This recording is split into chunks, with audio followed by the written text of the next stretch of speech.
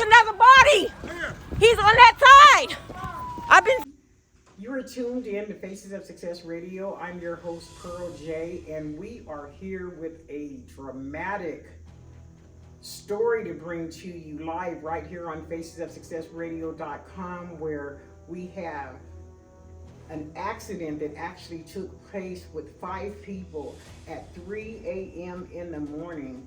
Tell me, where were you guys and how did this all come about?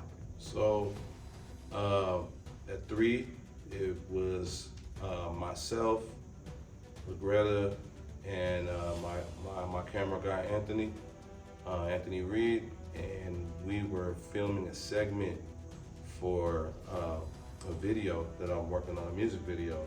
And so we were getting an angle of the city that's, hard to get, and it was in the area of McCarran and Skyline. And it's an open area where you can see the city really nice. And Okay. so we just literally were in the process of doing some filming, and a car with the youngsters drove by at high rate of speed, went past us, and we noticed it to the point where we all said, "Man, they're going kind of fast. We need to be careful, because we can get hit." Because we were just off the side on the shoulder, but it was a small shoulder. Okay. We then after we got done recording the video segment, we all were hopping in the vehicle, loading in the equipment. Anthony Ace Boogie Reed was loading his camera equipment in. We had the door open, and we heard that same vehicle coming back, and basically you heard the rev of the engine, and then the sound of a explosion or an impact. Yeah, and the sound of debris everywhere. Like, we all looked at each other, and my camera guy, Anthony Reed,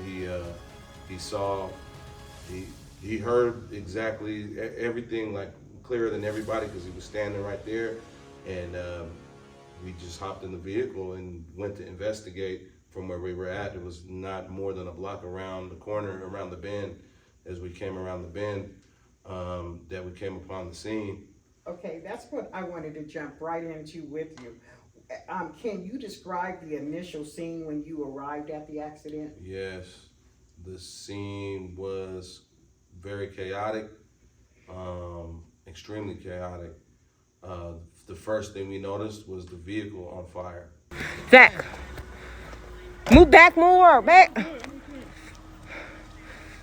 In the middle of the street, and debris everywhere. Oh my God. Oh my goodness. Is he okay? Oh my God. 911.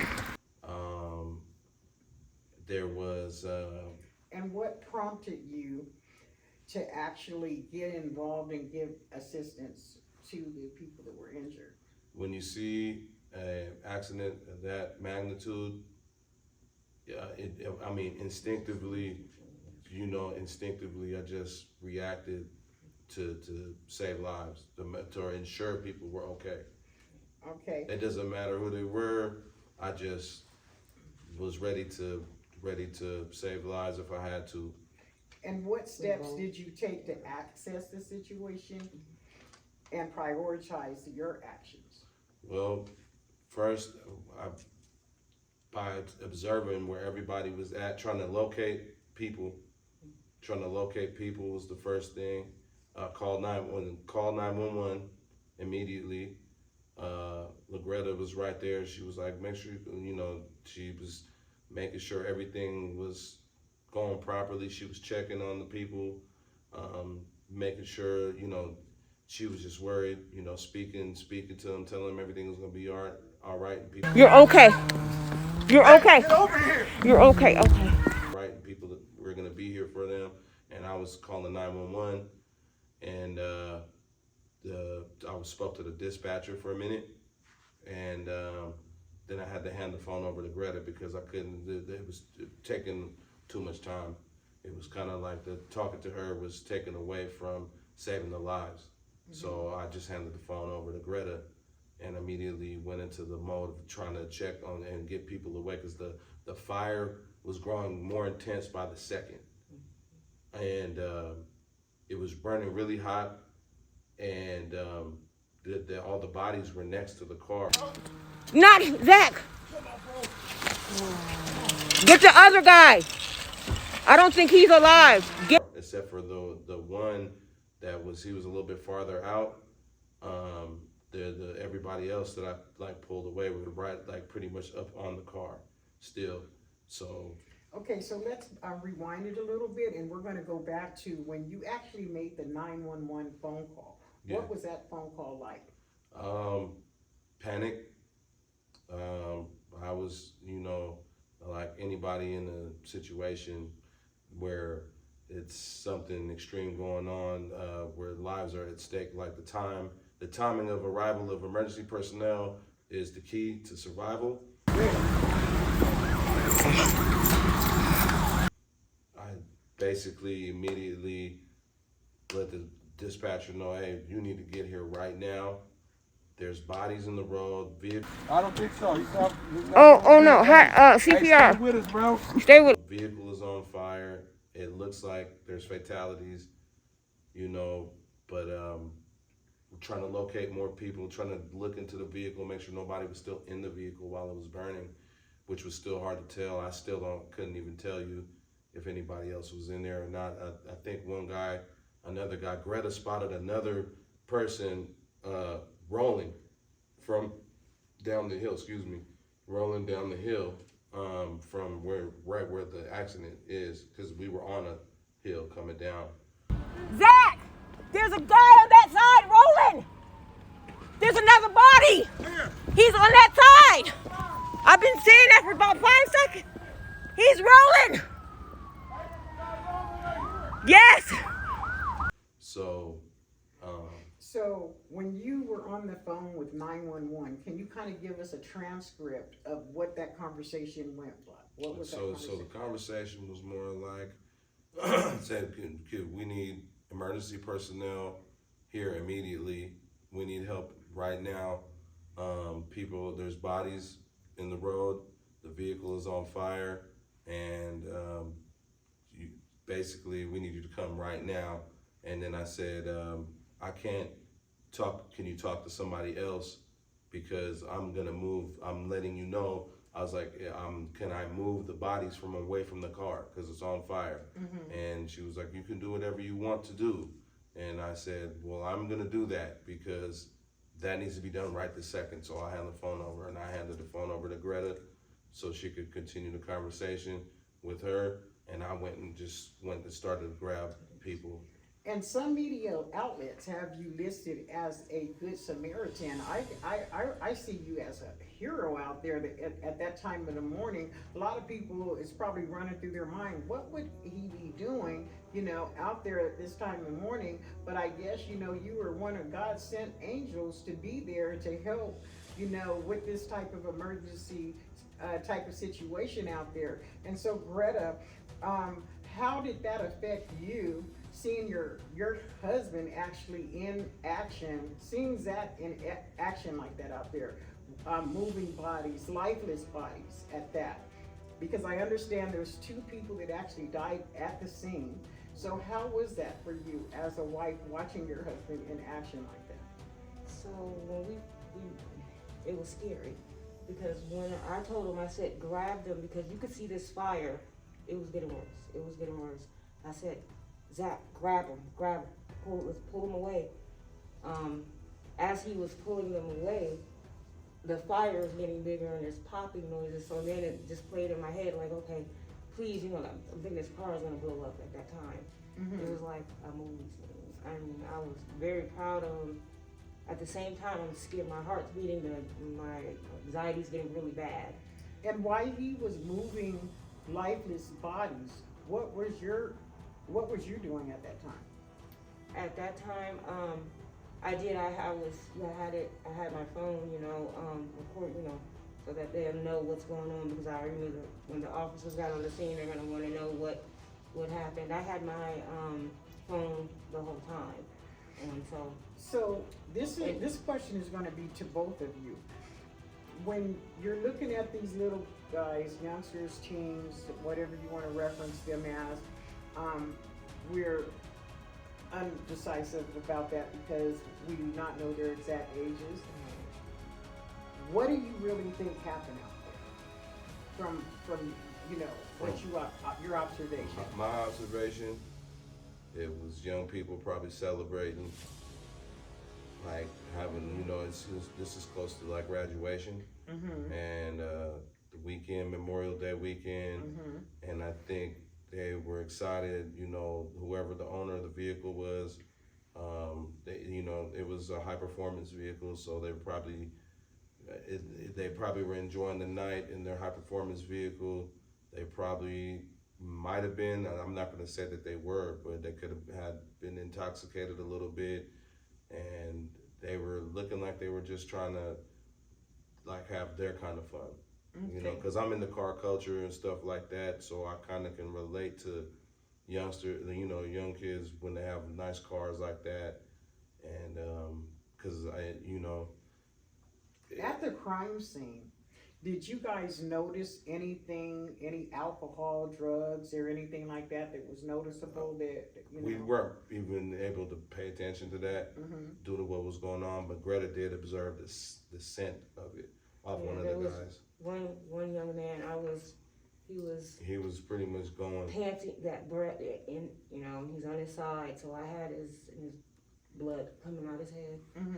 I'm rubbing his back and I'm telling him, you're gonna be okay, you're fine, you're gonna be okay. We're all here, someone's coming, you're gonna be fine. You're gonna be fine. And he was basically holding on, trying to hold on. So when you started dragging, okay, it's 3:45 in the morning, you're dragging young bodies out of a engulfed vehicle. Yeah, just to specify, they were scattered around it so that way for the viewers, they had been all ejected, but were in the close proximity, still like up against the vehicle, and there might have been like one in there that we didn't see, but the ones that I pulled were like right up on, like one guy was right by the front engine where it was on fire, and the fire was spreading toward him, and gasoline and stuff you could see was leaking toward, like, and I grabbed him first because he had no life whatsoever. There was nothing coming from him, and I moved him, and then I moved another guy. I seen move that another guy was able to make noise, but he couldn't move. He was just like, he just flailed his arms, and I was like, and I'm talking, hey, I'm gonna take you, I'm gonna move you, and I grabbed him by his hand, and I drug him back, and I dragged all of them into a safer distance, just in case the vehicle was to explode,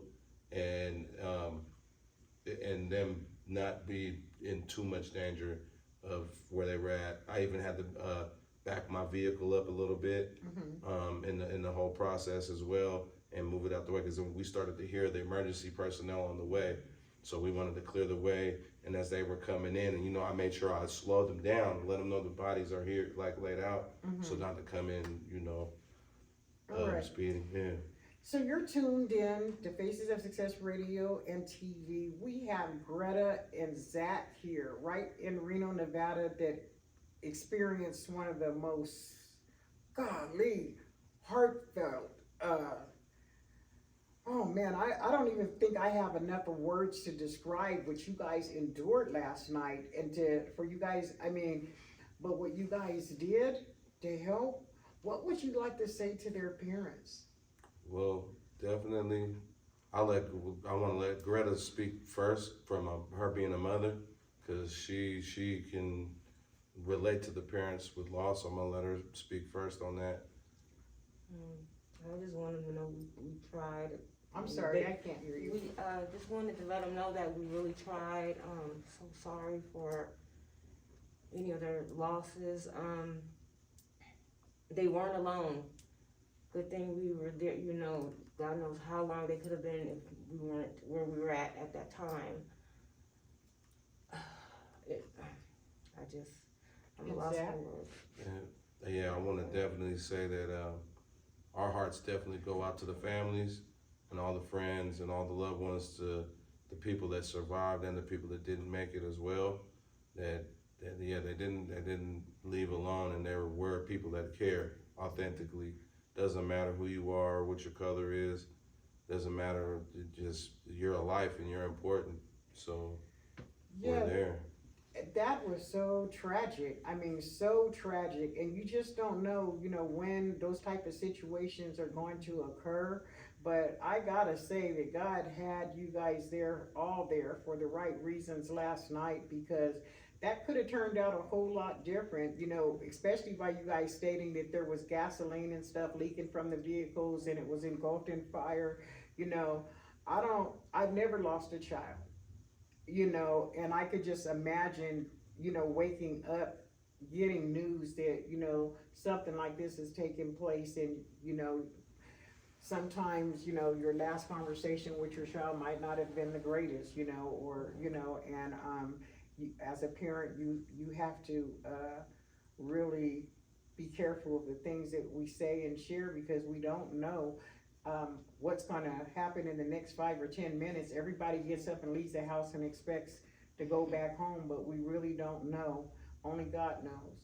And so I think that what you guys did was totally amazing. It's very heartfelt, and I know that even though you have not had the chance to meet the parents, and the names of the victims have not been released until the parents are notified, I know that the parents definitely would want to thank you guys for your efforts and the time that you spent there, because some people see accidents and they keep it moving, and so what you guys did was awesome. And me, myself, just, as a community leader, also I want to say thank you to you guys. And I know that the Reno Police Department has a non-emergency number at 775-334-2677 for any information that you guys have that you might want to share, that's something that you've seen or heard, or something that that can be helpful in resolving this case. Oh, there's one thing before we go, if I could say one thing, that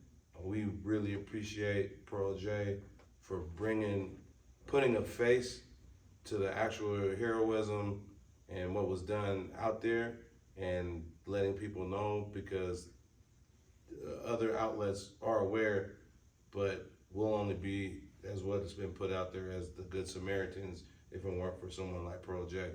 Yeah, and you're more than a good Samaritan. When you do stuff like that, it's better that should definitely be notated. And so, I'm gonna keep you guys in prayer. I know you probably need some counseling after that. Help you guys with some resources that have been made available to me. And again, thank you so much for what you guys did for those kids. I don't know, but I am a parent, and I do understand what it would feel like. I know I would do, because I've lost it's not been my child, but when a loss is a loss, Yeah. and no matter what, who it is in your family, when you lose somebody, it hurts really bad. And so, thank you again, all We right? appreciate you, Ms. Pearl. Thank you. All right, thank you. Okay, so for more information, you can tune in to facesofsuccessradio.com, and you'll have the full story right there and video footage for you guys to review. All right, thank you. And so I want to thank you both for being a guest on Faces of Success Radio. I'm your host, Pearl J.